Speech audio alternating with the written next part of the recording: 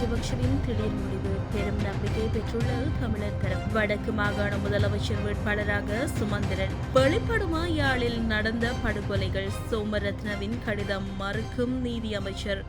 நாவலை சிறையில் அடைக்கும் முயற்சியில் ரணில் மற்றும் மைத்ரி. புதிய அரசாங்கம் ஒன்றை அமைப்பது குறித்து ரகசிய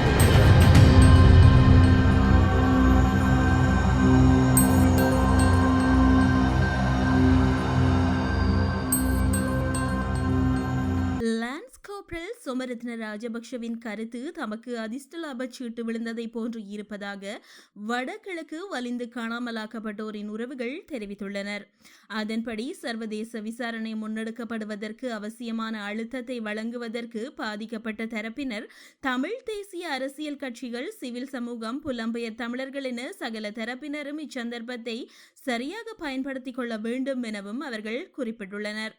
யாழ் செம்மணி மனித புதைகுழி விவகாரம் தொடர்பில் சர்வதேச விசாரணை ஒன்று முன்னெடுக்கப்படும் பட்சத்தில் அதில் சாட்சியம் அளிப்பதற்கு தயாராக இருப்பதாக கிருஷாந்தி குமாரசுவாமி படுகொலை வழக்கில் பிரதான குற்றவாளியாக நீதிமன்றத்தினால் தீர்ப்பளிக்கப்பட்ட லான்ஸ் கோப்ரல் சோமரத்ன ராஜபக்ஷ தெரிவித்திருப்பதாக குறிப்பிட்டு அவரது மனைவி ஜனாதிபதி அனுரகுமார் திசுநாயக்கவுக்கு கடிதம் ஒன்றை அனுப்பி வைத்துள்ளார். அத்தோடு யுத்த காலத்தில் யாழ்ப்பாணத்தில் இடம்பெற்ற படுகொலைகள் மற்றும் அங்கு நடாத்தப்பட்டு வந்த சித்திரவதை கூடங்கள் என்பன பற்றிய விவரங்களை வெளியிடுவதற்கு தனது கணவர் தயாராக இருப்பதாகவும் அக்கடிதத்தில் குறிப்பிட்டுள்ளார். இந்நிலையில் சோமரத்ன ராஜபக்ஷவின் வெளிப்படுத்தல்கள் தமக்கு அதிர்ஷ்ட லாப சீட்டு விழுந்ததை போன்று இருப்பதாகவும் இச்சந்தர்ப்பத்தை நீதி கோர போராடும் சகல தரப்பினரும் சரியாக பயன்படுத்திக் கொள்ள வேண்டும் எனவும் வடகிழக்கு வலிந்து காணாமலாக்கப்பட்டோரின் உறவுகளின் சங்கத்தின் செயலாளர் லீலா தேவி தெரிவித்துள்ளார். அதன்போது அவர் மேலும் தெரிவிக்கையில், சோமரத்ன ராஜபக்ஷவின் கருத்து நமக்கு சாதகமாக அமைந்திருக்கிறது. இதனை பாதிக்கப்பட்ட தரப்பினரும், தமிழ் தேசிய அரசியல் பிரதிநிதிகளும், சிவில் சமூக அமைப்புகளும், புலம்பெயர் தமிழர்களும் சரியாக பயன்படுத்திக் கொள்ள வேண்டும். இது பற்றி சர்வதேச நாடுகளின் ராஜதந்திரிகளிடம் எடுத்துரைப்பதுடன் சர்வதேச நீதி விசாரணைக்கு பரிந்துரைக்குமாறு அவர்களிடம் கோர வேண்டும். ஏனெனில் அரசாங்கம் எந்த ஒரு சந்தர்ப்பத்திலும் சர்வதேச விசாரணையை நோக்கி செல்லப்போவதில்லை. ஆகவே இவ்விடயத்தில் சர்வதேச விசாரணை ஒன்று முன்னெடுக்கப்படுவதற்கு அவசியமான அழுத்தத்தை உள்நாட்டிலும் வெளிநாடுகளிலும் உள்ள சகல தரப்பினரும் வழங்க வேண்டும் என்றார். வடக்கு மாகாண சபை தேர்தலில் முதலமைச்சர் வேட்பாளராக போட்டியிட விரும்புகிறேன் என இலங்கை தமிழரசு கட்சியின் பதில் பொதுச் செயலாளர் M.A. சுமந்திரன் தெரிவித்துள்ளார்.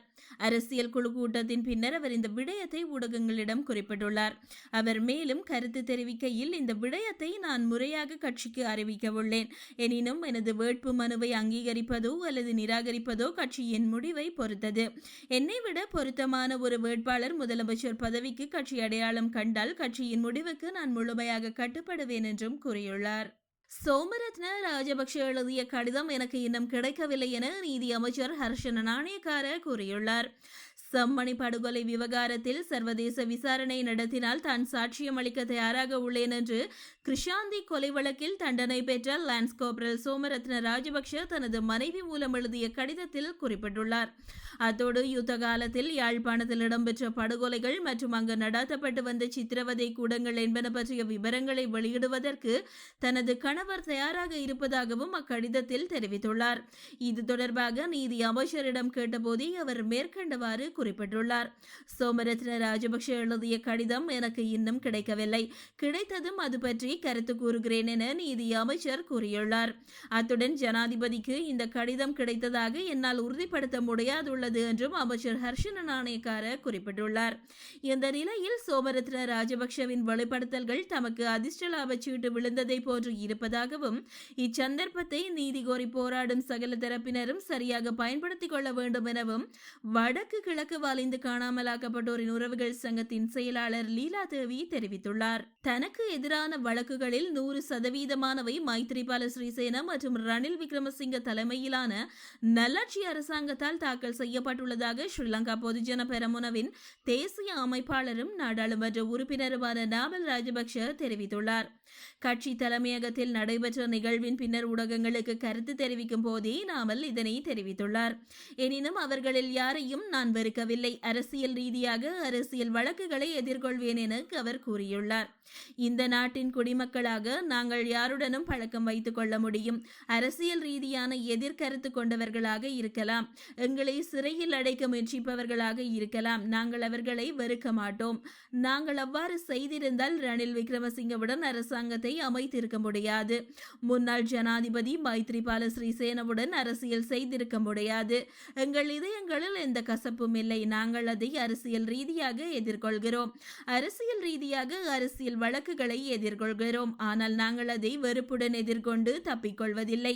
ஆனால் சில அரசியல் கட்சிகளின் தலைவர்களுக்கு மற்றவர்களுடன் பேசுவதில் சிக்கல் உள்ளது.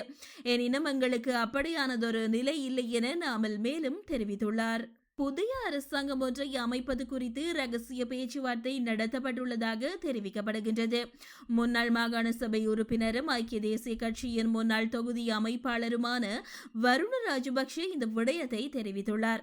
இணைய ஊடகம் ஒன்றில் அவர் இது பற்றிய தகவல்களை வெளியிட்டுள்ளார்.